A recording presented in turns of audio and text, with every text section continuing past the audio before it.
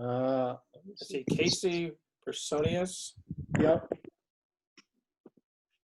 And then there are two without names or numbers. That's Kevin and Carol. Oh, I see. They moved in together over the summer. Ann came in. There. Okay, what time? It's 7:04. We'll give one more minute. We'll give 7:05. We'll start. You're getting soft.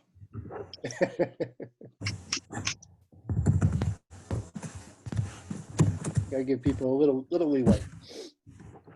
I didn't look. There's the Scudder's leaky pond on the.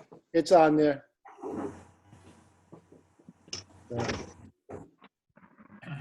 I'm hoping maybe Bruce will join us tonight, but I'm not sure. All right, it's 7:05. I'm going to share my screen so I can put the final agenda on. And let me see here. I think this is the.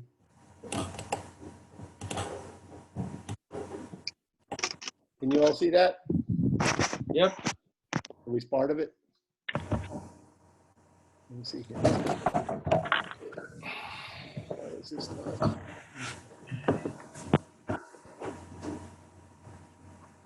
Okay. Welcome, everybody. This is the first meeting we've had since June. And it's been a quick summer. Even with the COVID situation, we've been pretty busy, as you'll see in the next few minutes about what's been going on. But I guess the first thing to do is to ask for any comments on the minutes, the draft minutes of the June meeting. And if there are no comments, then I would like to entertain a motion and second to approve them.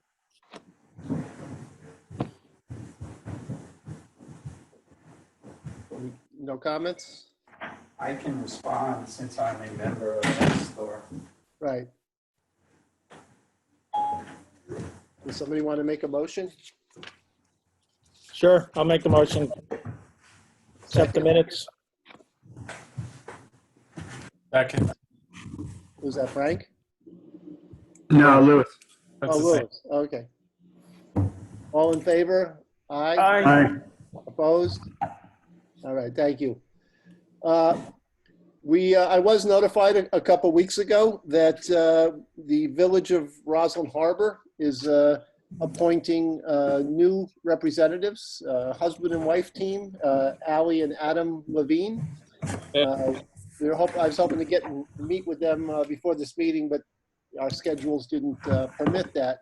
But they're appointed in place of Abby Kurlander, who has become a village trustee. So she's moved up in the world, and it's nice to have a friend on the board of trustees in the village. And I've been assured that Allie and Adam are very well qualified, and I would like to allow them to introduce themselves. So who wants to start, Allie? Sure. Very happy to be here. Thank you. Roslyn, and we care about every aspect of what makes it peaceful. We want Hi, everybody. Having us. We don't have any cool pink trees behind us. Apologize. I'm a fire sprinkler contractor, and I'm a professional engineer. And fire protection is my background. But I'm definitely happy to contribute anything.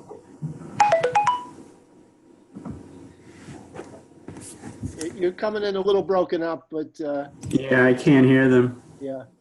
We Oh. Okay. Hi. Hey. You want us to try again? You hear us now? Different? Yeah, I think. It's still breaking up. Yeah. Okay, we can type our introduction in the chat. That's a good idea. And then people Right. can read it as we go along. Do you live anywhere near Cedarmere?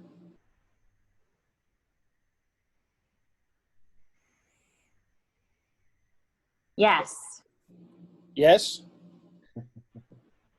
Tom is asking because he's the vice president of Friends of Cedarmere. Oh, cool. And I'm also on the board. Okay, welcome, and we hope you will enjoy your term of office in the representing the village and represent the village well and serve as our intermediary. So, moving on to the status of member dues, all members have paid with the exception of the town of Oyster Bay and county of Nassau. But both of those dues payments have been approved by their respective entities, and the payments are in process. So we hopefully by the next meeting, I can report that everybody's paid up. In terms of the grant application for our 2021 to 2022 water quality monitoring program, we did submit an application back in July, I believe it was. No, to the National Fish and Wildlife Foundation. We applied for the maximum amount that they would allow for water quality monitoring, which is $75,000. We expect to hear sometime next month. Usually it's in October. Sometimes it's a little earlier, sometimes it's a little later. We haven't heard a date yet, but we're crossing our fingers. We put together, I think, a very good proposal. It's been rare that they haven't funded us. We did get letters of support from the New York State DEC, Nassau County Health Department, Nassau County Legislator Delia DeRiggi-Whitten, the Long Island Regional Planning Council, Stony Brook University School of Marine and Atmospheric Sciences. So we've got a lot of heavy hitters pushing for us. So we're crossing our fingers and hope that we succeed in that. In terms of the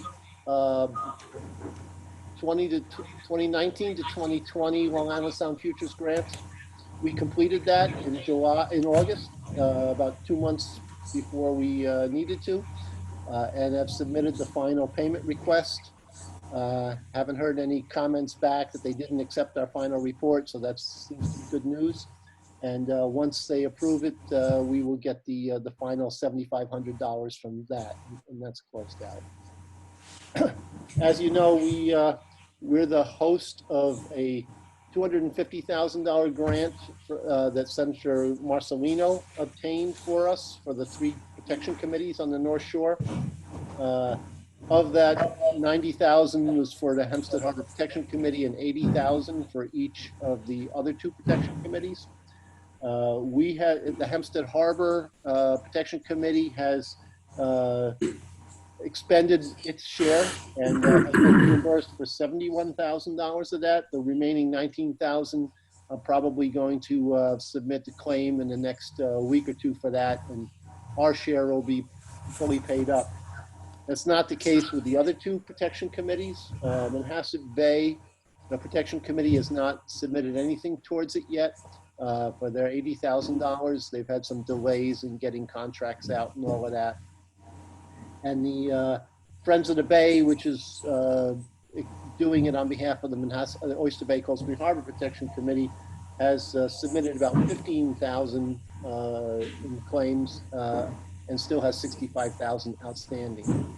So with all of that, I anticipate that we're going to ask the DEC to extend the grant period, and hopefully they can. We haven't asked for any extensions in the past, and hopefully they're like what we do, and they've been pretty cooperative so far. So we'll see where that goes. I'm not going to submit the request, to extend it until closer to the end of the year, when we have a little better feel for what's still outstanding and what's going to be done. And the other announcement is that since the last meeting, the governor has announced on July 30th that they are not going to proceed with having a vote in November on the big Environmental Bond Act. I think the county and the state's finances, in light of the COVID situation, are a little tenuous, And so that is not going to proceed this year. It's not, it may proceed in the future. But I've been part of a coalition called the Clean Water and Jobs Coalition, with all sorts of environmental groups and labor groups around the state that are pushing for clean water funding. So that coalition, which was originally organized to promote the Bond Act, is now still functioning and working to make sure that there's funding in other sources for clean water projects, and including maintaining the Environmental Protection Fund and other sources that come out of the state budget, which are, you would think would be likely candidates if the state's hard up for money to sort of cut back. So we're pushing to make sure that there's continued funding for clean water in New York, and I'll keep you updated about that.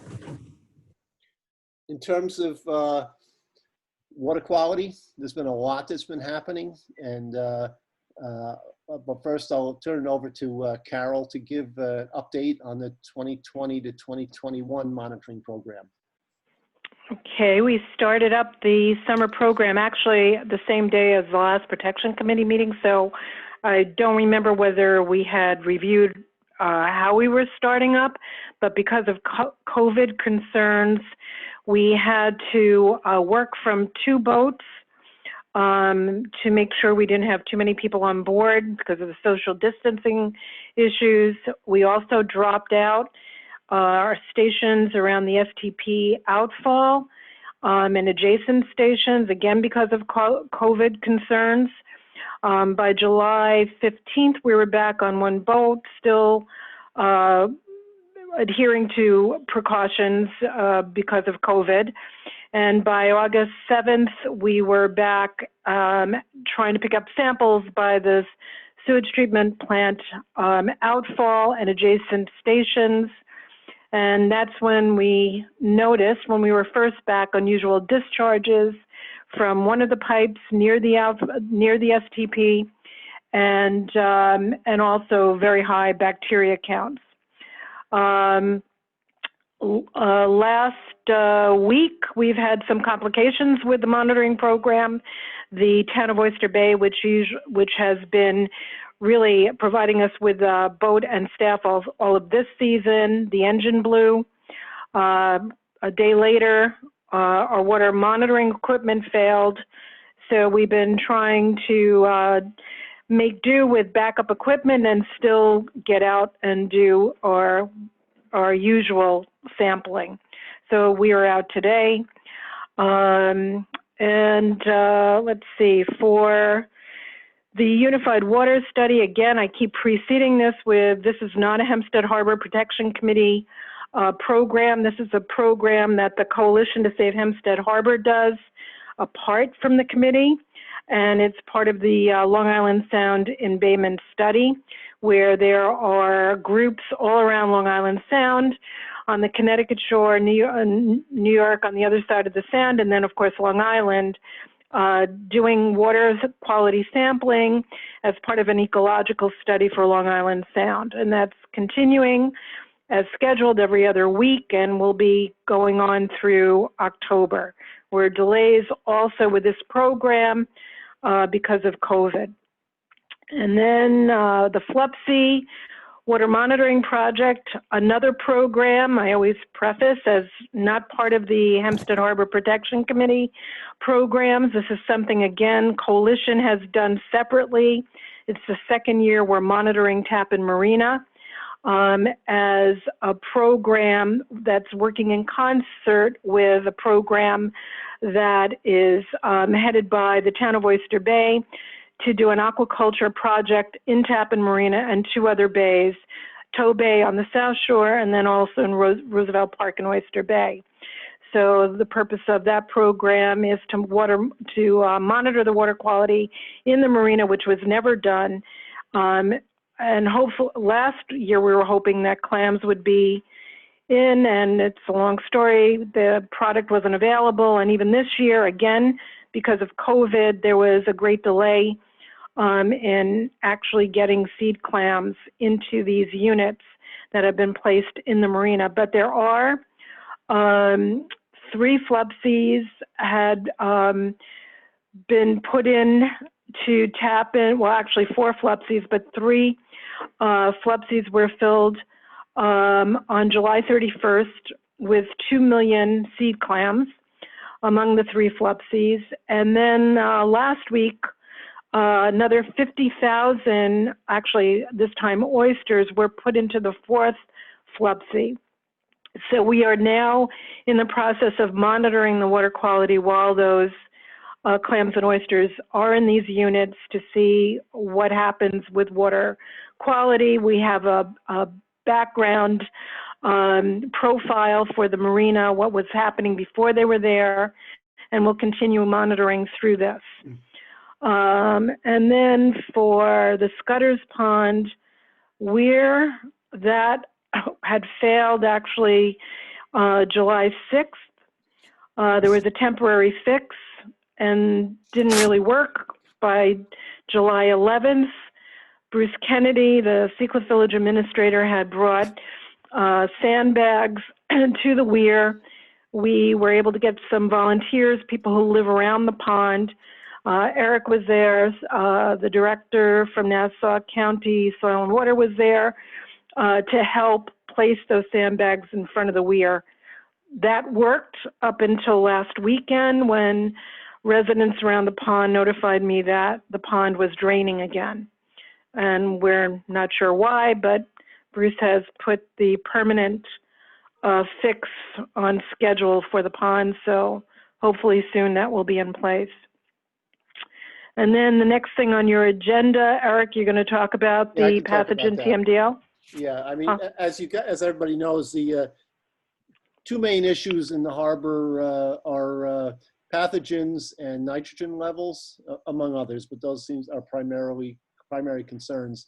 In terms of pathogens, the DEC had rescinded the original TMDL, which is the total maximum daily load, which is how much pathogens, that can be added to the harbor and still be sustainable. There were problems with the old one. They rescinded that and are working on a new TMDLs for 74 water bodies along Long Island. We were chosen to be the first one out of the box.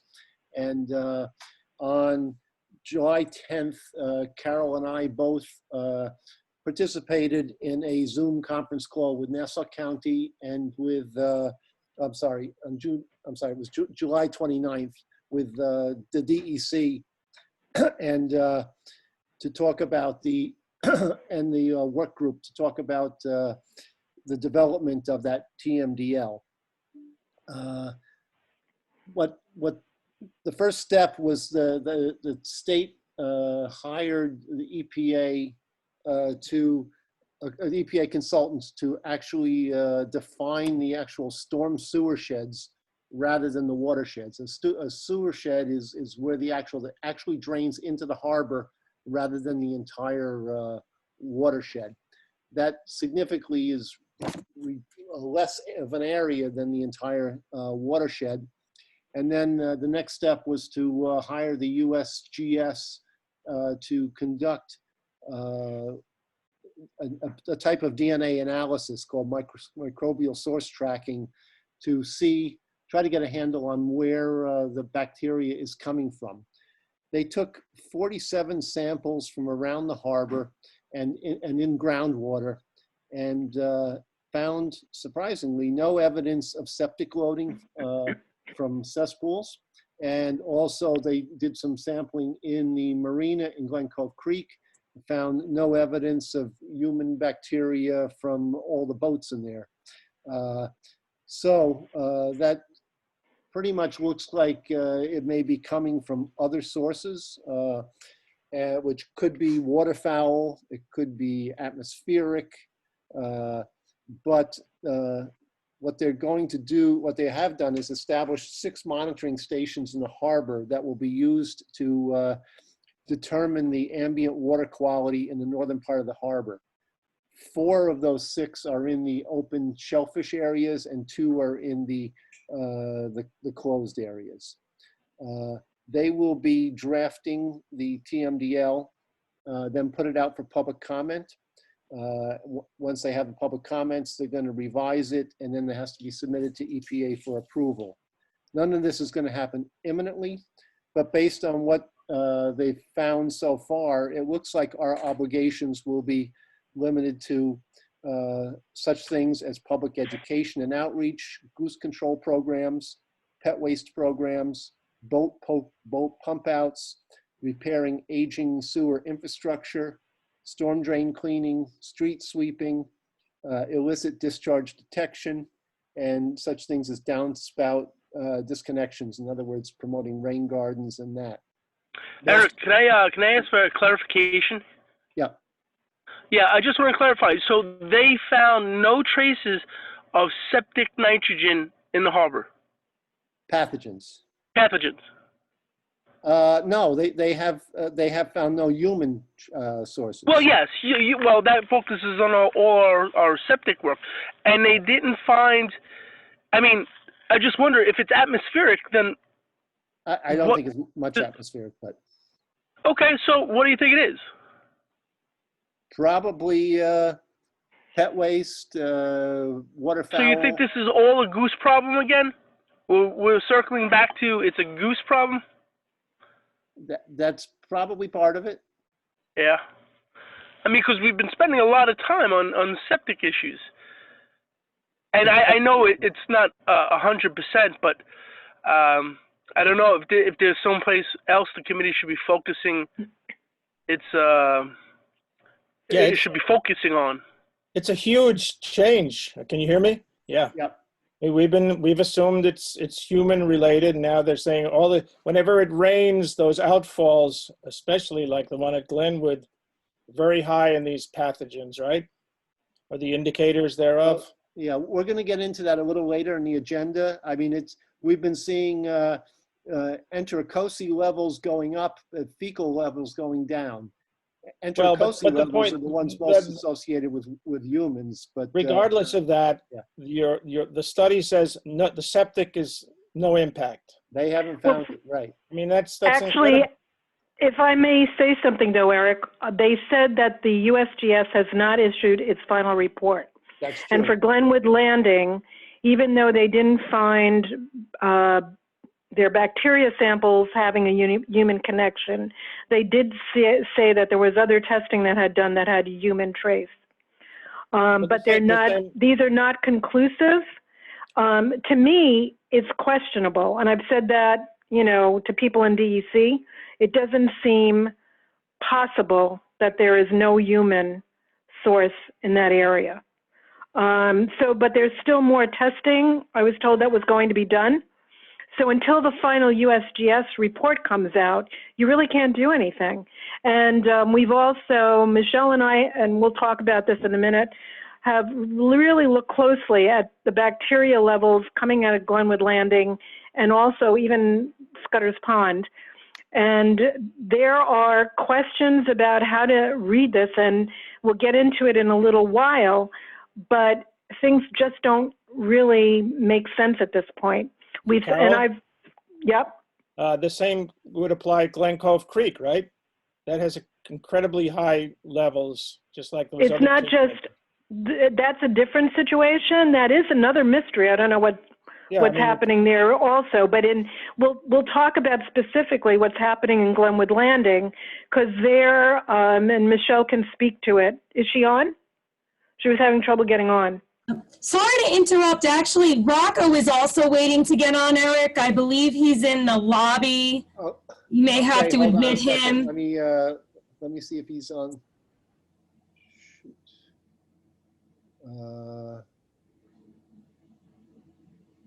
Oh, okay. And Michelle was trying to get in. Okay, I'm sorry.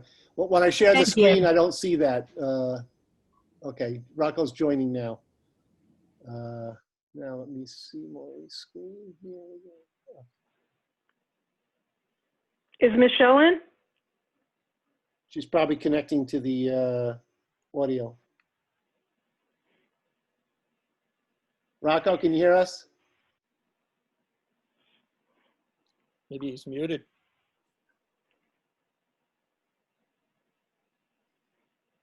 Well, like it says at the opera, latecomers will not be admitted.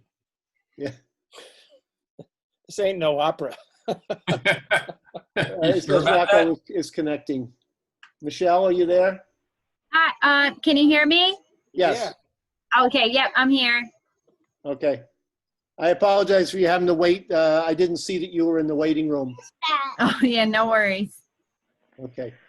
So in any event, we'll go into the details, Tom, about the differences.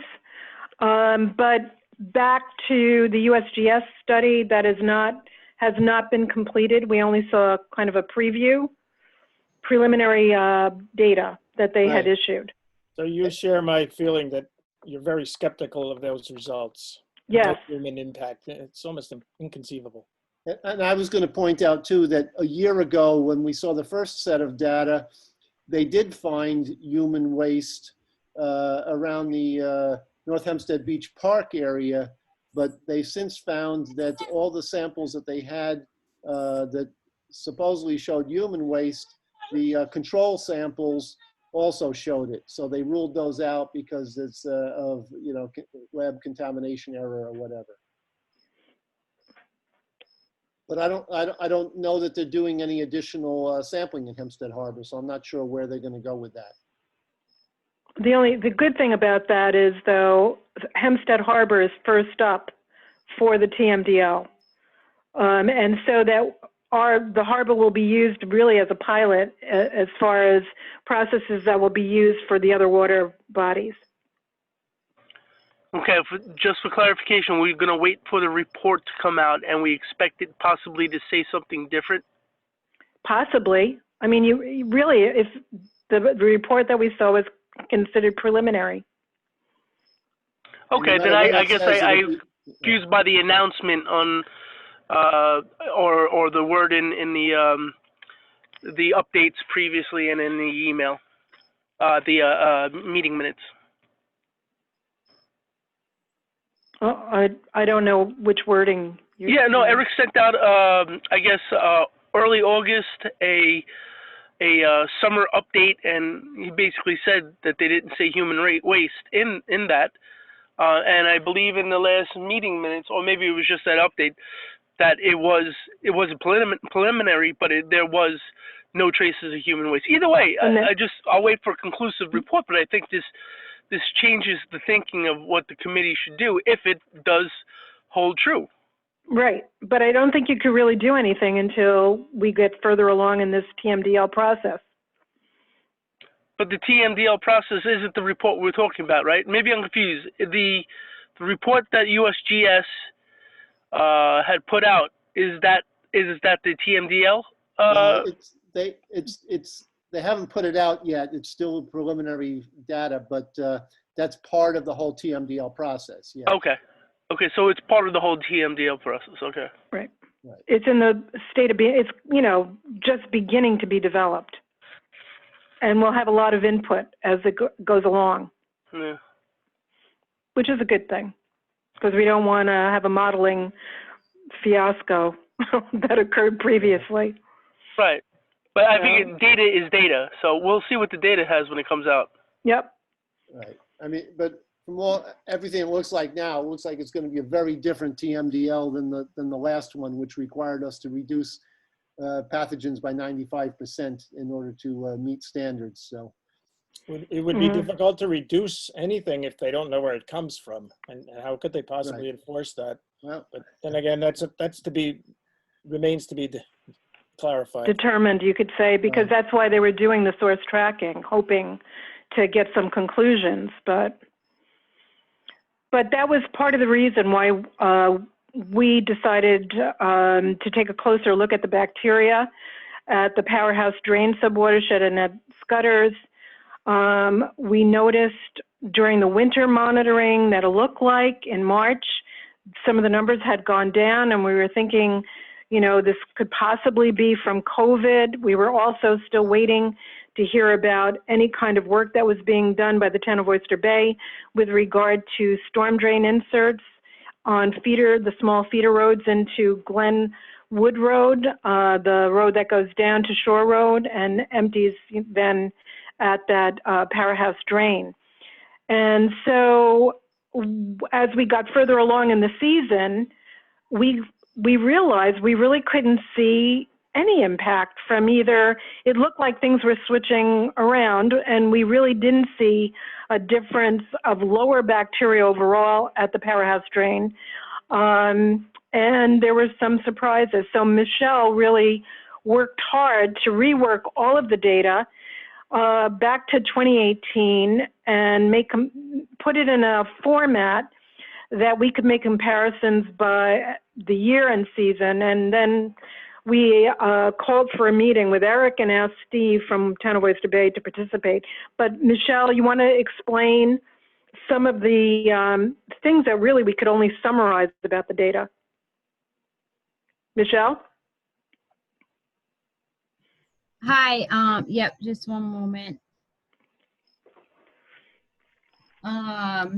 So some of the preliminary observations.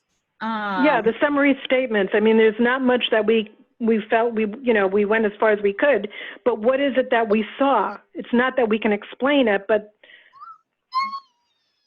Yep, so for 2018 to 2020, the fecal coliform was low. I'm sorry, I have a baby that won't leave my side. The fecal coliform is low for mid-May to mid-August. We're seeing that in 2018 there was higher fecal coliform and enterococci than in the more recent 2 years. 2019 had higher fecal coliform than this past year. And in 2020, we're seeing higher enterococci than in 2019. There's a bigger, you definitely see like a higher correlation with rainfall when it's 24 hours. 48-hour rainfall didn't really seem to have as great of an impact. And yeah, that's what I've got here. Yep. So the bottom line is that what we were seeing was lower this year, and through COVID, we were seeing lower fecal and higher entero. And then, so not really a decrease. We just can't explain the switch. And so that's why we're trying to figure out, how to look at this, what conclusions could be drawn, if any, at this point. Do we have to go back further than 2018 just to see what's going on? But unfortunately, the 37 storm drain inserts that were installed on those smaller streets along Glenwood Road were supposed to filter out, I think, up to 99% of enterococci. And yet we didn't find a difference, and that's exactly the species that went up. So that doesn't make sense either. So that led to us wanting to know more about these inserts and setting up a meeting with Fabco just to talk about other possibilities for that powerhouse drain. Right. Steve had done a little bit of research, Steve from the Town of Oyster Bay, and found that there are different types of enterococci. So one of the questions we have for Fabco is, we understand that their studies showed it removes 99+% of enterococci, but what forms of enterococci? Maybe there's different forms that we're picking up that the filters don't. But we also decided we need to take a look at, even though there's 37 storm drain filters put in that subwatershed, how many are other storm drains are there that do not have the filters on it? And Steve is still looking into that, but as of today, he found that the 37 are probably a small fraction of the total number of storm drains, storm basins in that subwatershed. So it could very well be that, we have a lot more storm drains that are putting, bacteria in that aren't getting filtered. And so it may have been higher without those 37, but still we're seeing a lot more. We set up a meeting with Fabco for February 21st. They're going to come out to the site. They're going to bring their chemist who's involved with the testing to answer some questions on that. But we also wanted to do a preliminary look at whether, if necessary, and the funds are available, whether we could put some end-of-pipe treatment where it all feeds into the harbor to reduce the bacteria. They have a process called a helix filter, which actually breaks down the bacteria on a molecular level. It's not a filter per se, it just destroys the bacteria. And that's what's being looked at to put in at Crescent Beach.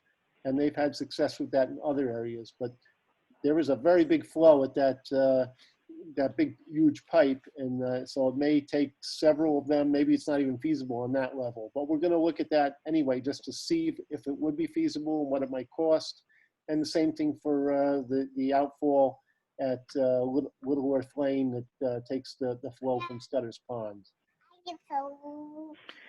And then for the bacteria questions regarding Glen Cove Creek, when we were back doing the sampling at the STP and adjacent stations, we noticed an unusual discharge of like a brown sludge coming out of a pipe that's supposed to be a storm drain. And the samples for those, the stations at that date were very high, and the bacteria levels were high throughout the creek. A lot of it can be, that's why we have set up stations on either side of the sewage treatment outfall, just so we can see, you know, what area is really implicated in this. Generally, the sewage treatment plant itself is not the cause of the high bacteria levels, but we can see from tidal cycles what's going on, how it's drifting, why it might be seen up at the head of the creek, depending on whether the tide is coming in or it's a falling tide and it's going out. The next week, we saw the same type of discharge. So that has raised questions about what's going on there. We've reported the discharges to City of Glen Cove, to Nassau County. Eric's been in on the emails. We've had photos. We've taken the samples. And Rocco was involved in that and made a trip. Rocco, I don't know if you want to talk about the tour you took just to go around and check things out by the transfer station. Is Rocco there? Yeah, I'm sorry. I was just trying to unmute myself, Carol. Yeah, I mean, I just took a trip around. I was walking around the transfer station, with the yard waste site, just trying to find out where this could be coming from. And while I was there, I noticed Suez was doing some work at the treatment plant, and I noticed some sewage out by the scale, the truck. There's a scale that they use because they weigh their trucks, and it was just some sewage there, just raw sewage sitting on a drain that's part of the scale. But we had a lot of our catch basins right there in the vicinity, and I was thinking that may have something to do with it. So we've called Dan Fucci in from, I don't know, is Dan on the call, No, Eric?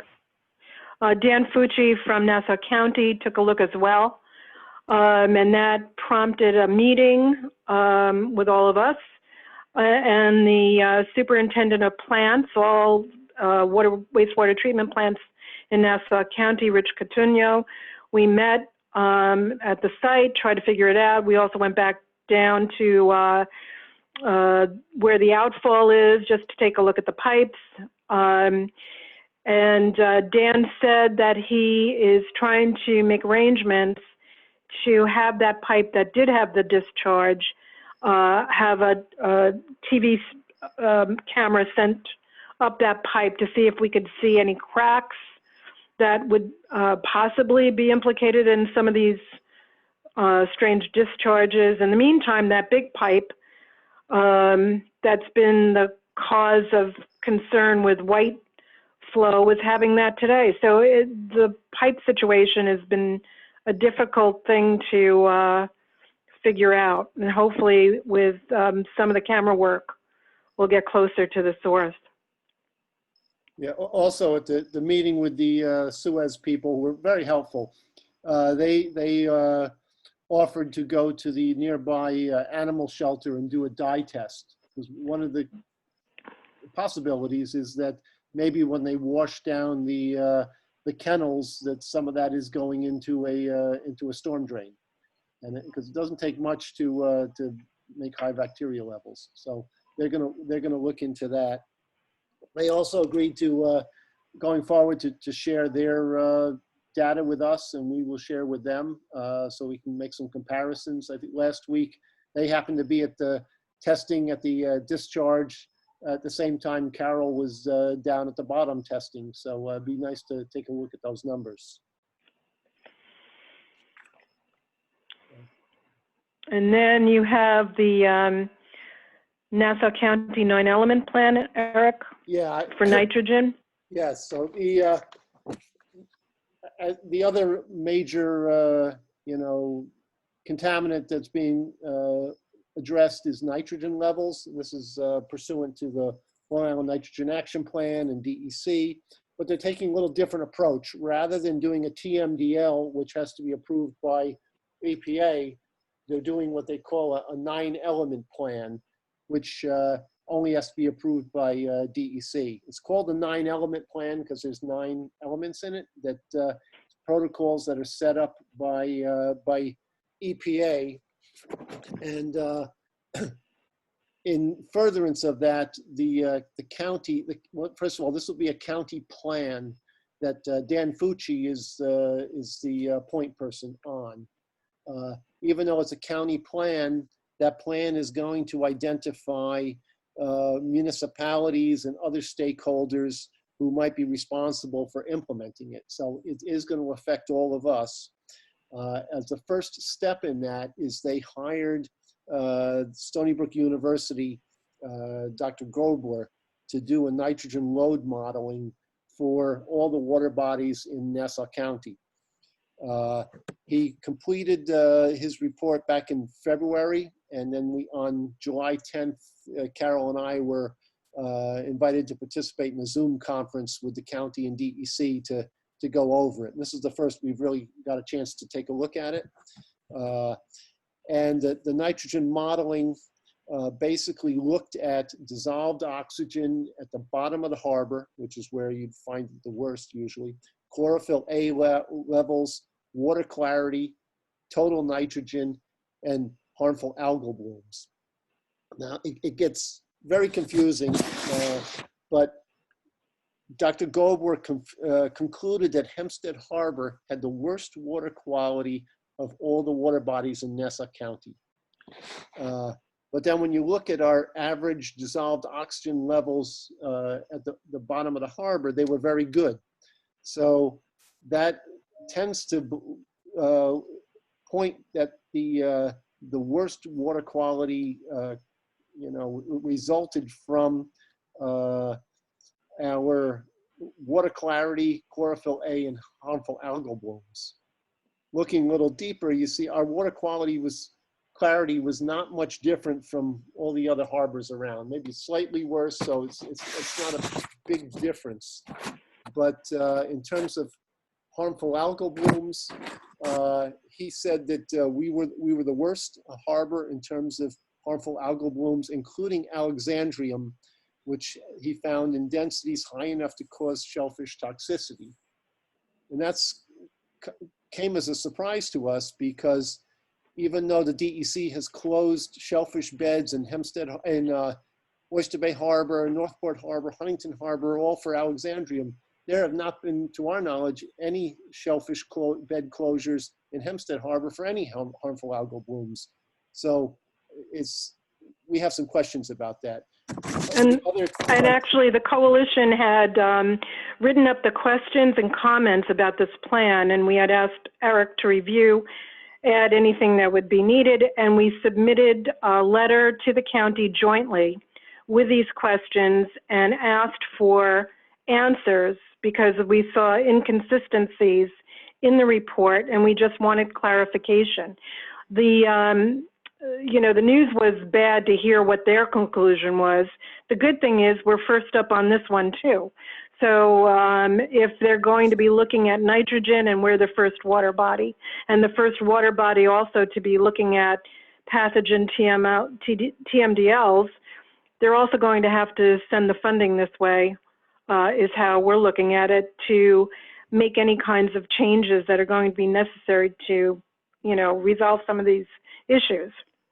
But then there's a complexity of that report is not going to be addressed. Eric, do you want to just mention what's going on with? Yeah, I just want to, I Stony didn't Brook? finish my, what I was giving the analysis, and that was, the other aspect that they looked at was water quality.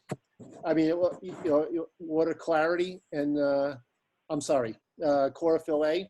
And we had the second worst, with the worst readings of chlorophyll A being right outside our harbor.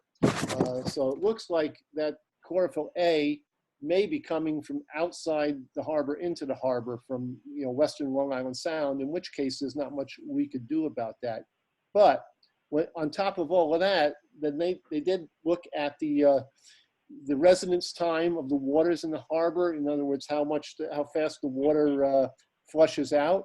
And in that case, we were one of the best harbors in terms of how quickly the water flushes out. So when they combined that with the other readings, they've so far, and this is still preliminary because they're looking at the data again, it looks like Hempstead Harbor would require a 19.5% reduction in nitrogen, whereas Manhasset Bay would require 42%, Oyster Bay Harbor 49%, and Cold Spring Harbor 63%. So in spite of having the worst water quality in the harbor, the amount of nitrogen that we have to reduce, it might be the least amount of all the harbors, of the bays. So it just raises a lot of questions. There were a lot of, conclusions that Dr. Goldberg drew that came as a surprise to us. So we're waiting to see, what the response is to that. Eric, could you let me back in or unmute me? I got kicked off. You're on and we hear you. You hear me, but I don't see you anymore. Oh, hold on a second. Which is no great disappointment. I like you and all, but I don't need to see you. All right. The agenda was nice. There you go. Thank you. Okay. All right. So that's all I had to say on the Nassau County, the 9-element plan. Dan's not sure, Dan Fucci's not sure where they're going with this now, because it's not clear that Dr. Goldberg's contract was approved. He's still trying to find that out. If not, this may be put back until the state has the money to pay him to continue. So I'm not sure. But that Dr. Goldberg's study was covered the first element of the 9 elements. So there's still quite a bit to do before this 9-element plan is finalized.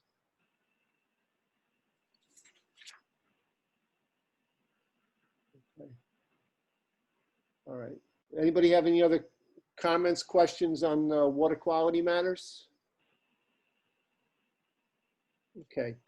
We'll now go to the Nassau County Soil and Water Conservation District.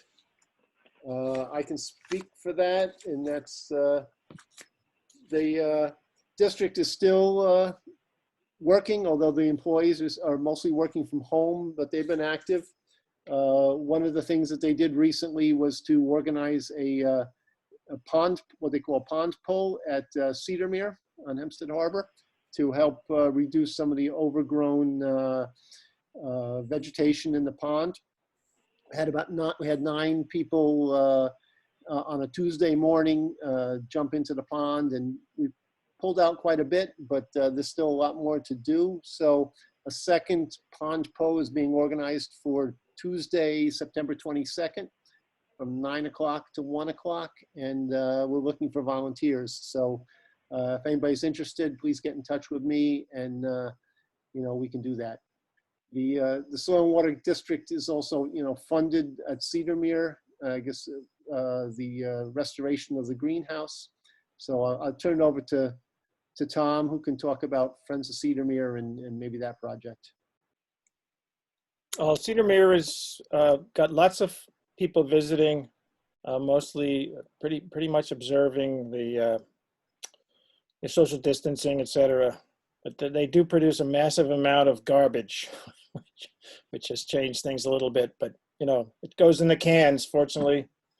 In the greenhouse, we are setting up the tables, and hopefully any programs like we have interest in Cornell Cooperative Extension. We're going to try to make it available to them. Also, we finished applying for the mill to get the water wheel going and the equipment running, the machinery running.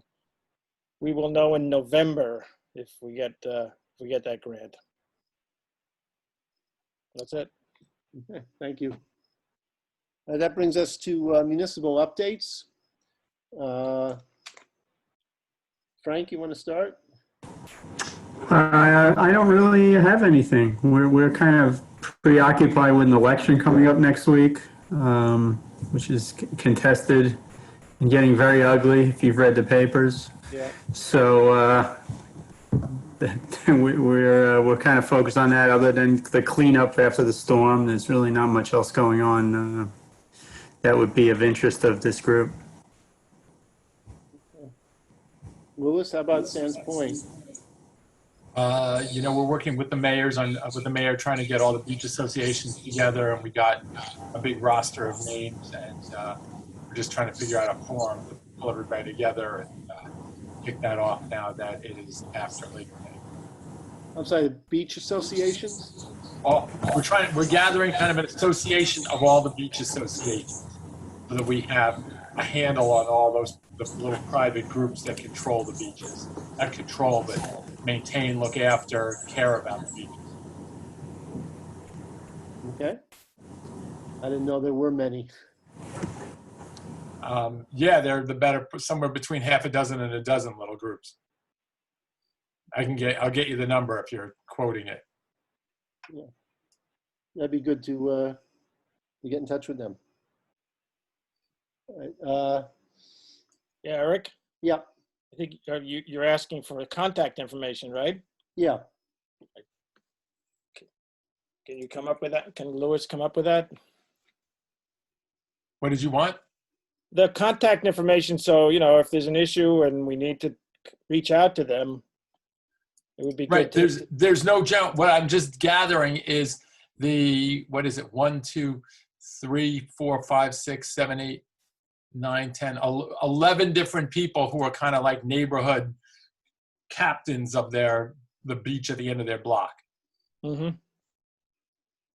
So yeah, we're still pulling it together, but it looks like we're up to 11 right now. So we on the side, we can just talk about what you'd want to do, and when we gather, or sometime in the next couple of weeks or so, we can put that on the agenda and let them know that you guys want to have their names on the on your Rolodex. What's that? All right, thanks. Thank you. Kevin, how about North Hempstead? Well, first of all, good to hear or see some of you again. Some of you. But I guess I can give a little report on Roslyn Pond. Can everybody hear me?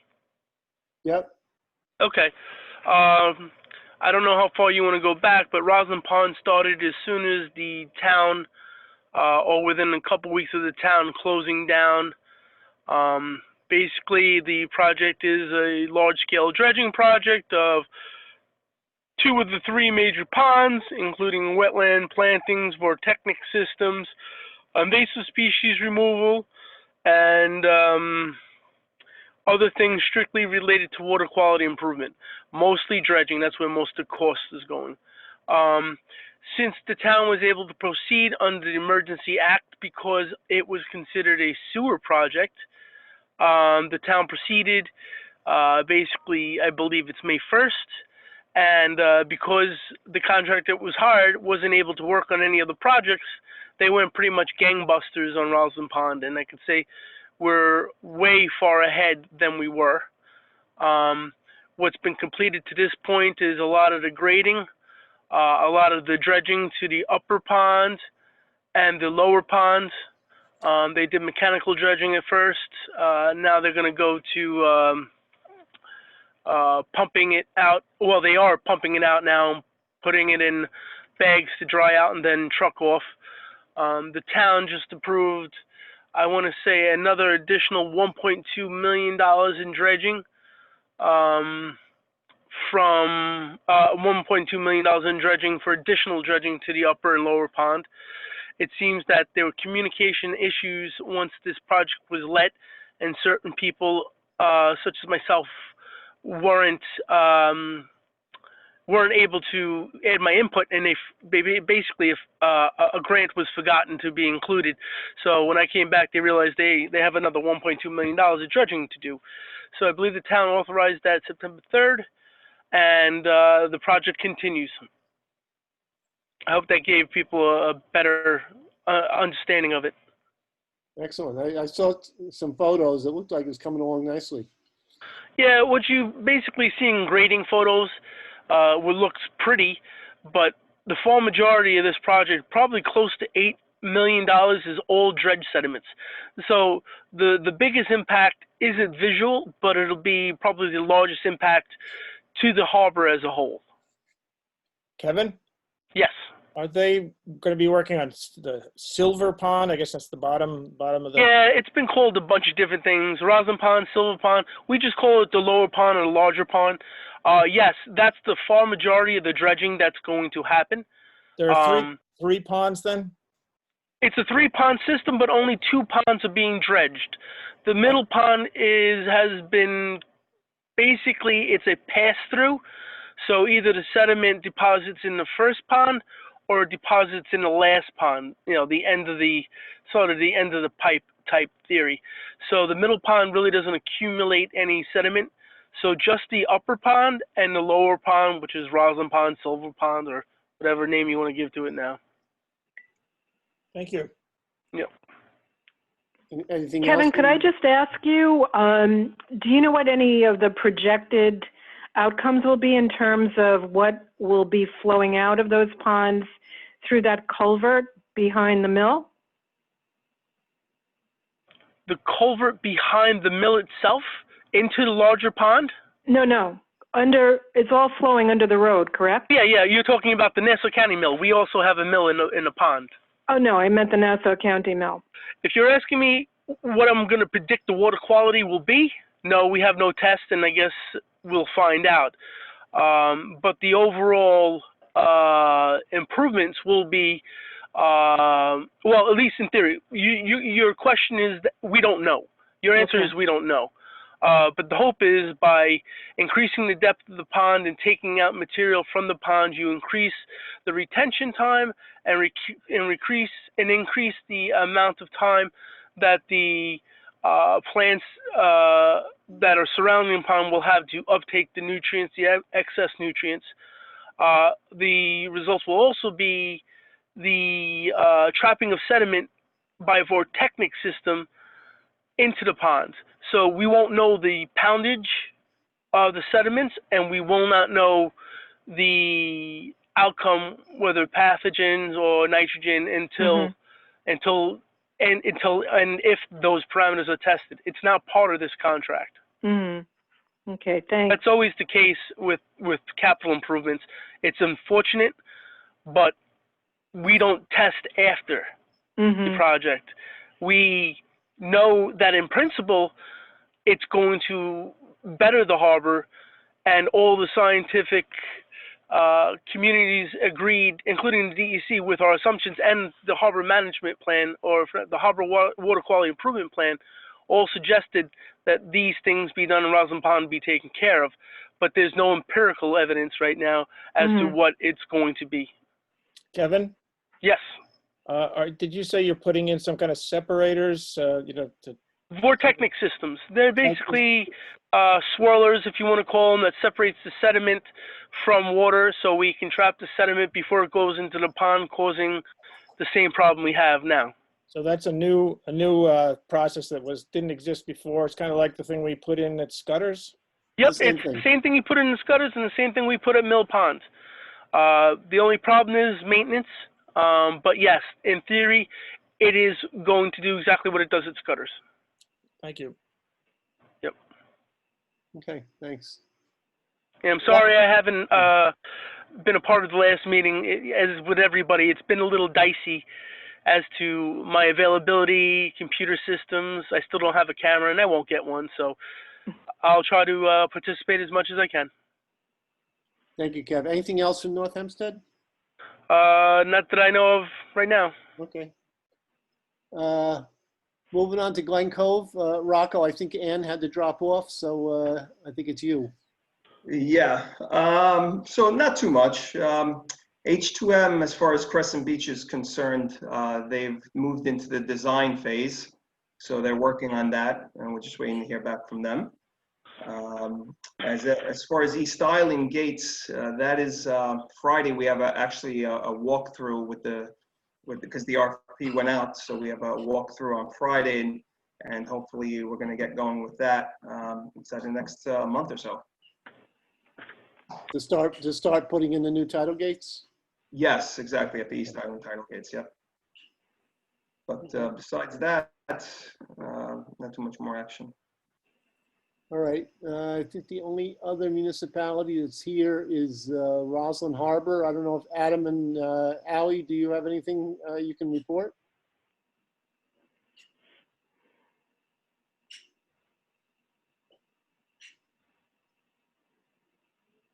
Can you guys hear me? I think you're muted.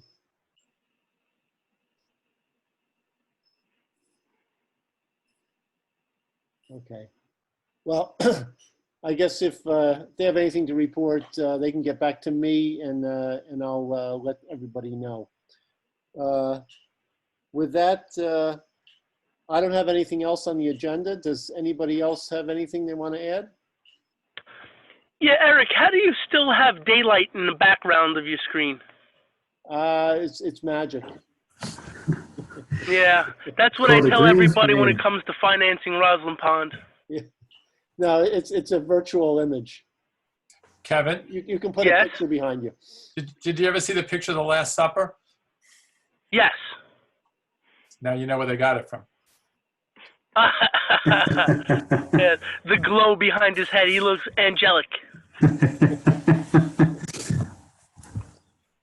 All right. Well, thank you, everybody. I'll get minutes out to everybody. This is also going to be on our YouTube channel, so you're welcome to tune back in and watch it all over again if you're so inclined. But our next meeting will be on October 14th at 7 o'clock. I imagine it'll be Zoom, but we'll let you know. Cool. Okay, good night, everyone. Okay. Get home safe. Good night.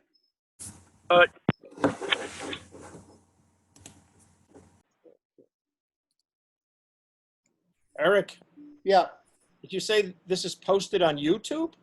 Yeah, we have our own YouTube channel now. So if I, Under the governor's, COVID requirements for having municipal meetings on Zoom, that you need to have a transcript, you need to record it. So how do you find it? How do you find it? You type in Hempstead Harbor Protection If Committee? you go onto YouTube and just search Hempstead Harbor Protection Committee, you'll only see one up there. Only our last meeting is up there, but you'll see this one probably tomorrow. Oh, that's frightening. Okay. Have a good one. Yep. All right. Thanks. Good night.